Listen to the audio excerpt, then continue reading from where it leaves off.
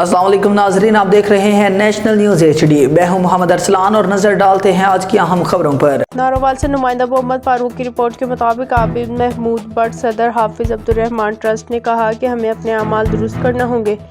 رمضان المبارک میں گناہوں سے توبہ کر کے عہد کرنا ہوگا کہ خیانت نہیں کریں گے، جھوٹ نہیں بولیں گے، کسی کے ساتھ زیادتی نہیں کریں گے۔ حافظ عبدالرحمان ٹرسٹ ضرورت مندوں کی امداد کے لیے ہمہ وقت کوشاں ہے۔ ہم صرف اللہ کی رضا کے لیے کام کرتے ہیں۔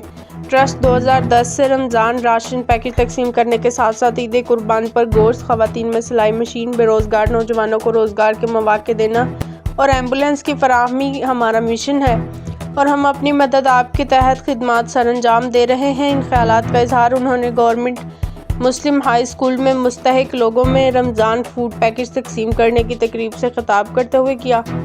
مرکزی انجمن تاجران کے صدر مزمل حفیظ بابر نے خطاب کرتے ہوئے کہا، اللہ کی راہ پر مال خرچ کرنے سے بڑھتا ہے۔